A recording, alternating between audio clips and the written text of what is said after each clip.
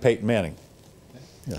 And Peyton admitted to him that since the 4 neck surgeries, he has not had feeling in his fingertips. No feeling in his fingertips. Yet, since the injury, he has put up better numbers across the board, better numbers in Denver than he ever put up in Indianapolis. And he put up some pretty good numbers in Indianapolis. So, should we cut? There are a lot of Peyton Manning critics out there. Should we be cutting him some slack for that? Should the critics be cutting him some slack? No. No? No. I once got a wine glass broken in my thumb. Shard of glass? And I went to Rose Hospital, and the nurse asked me if I'd had a tetanus shot, and I went, yeah, when I was 8 or something. When was the last time you guys had a tetanus shot? Oh, God, I can't even remember. Oh, no, more than a decade. He was upset with me that I hadn't had a tetanus shot, and so I was sarcastic like I am. And so the doctor was removing the shard of glass out of my thumb, and the nurse came over and gave me a shot and popped it in there, and I went, oh, is this because of the thumb? No, that's your tetanus shot. And he was making darn sure he was having me remember that tetanus shot. Yeah. So this thumb has been numb ever since that happened, because the vein or whatever in there was cut.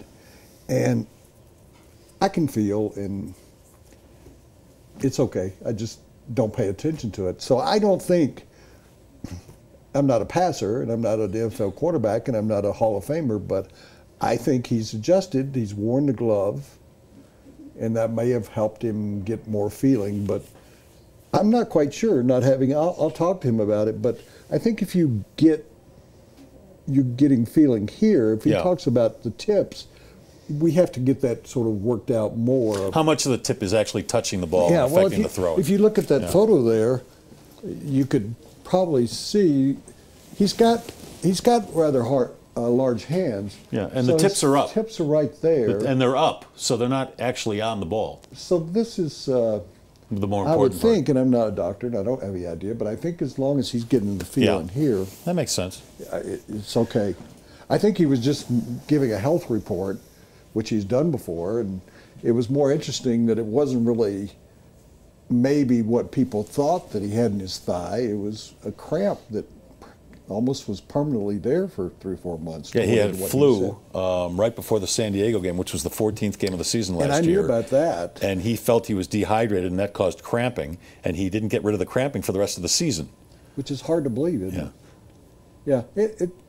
I just know it affected, for the people who do criticize him, and Mark Kisla always said, and we would say it to him here, he always thought it was a phantom injury. Well, maybe if it's cramp, it's not a full injury. But I told you yesterday, I saw where the red spot was on the leg. He was standing against, so it would have been this side. He was standing against, it was his plant foot. And you could tell this red spot about this large. And I would look every week, and it was still kind of there. So they were doing treatment, or maybe it was just a bad rash. Maybe it was just something penicillin could cure. Or maybe it's that strap across the top of his helmet. Am I the only person that ever notices that? No, you're not. Are you kidding me?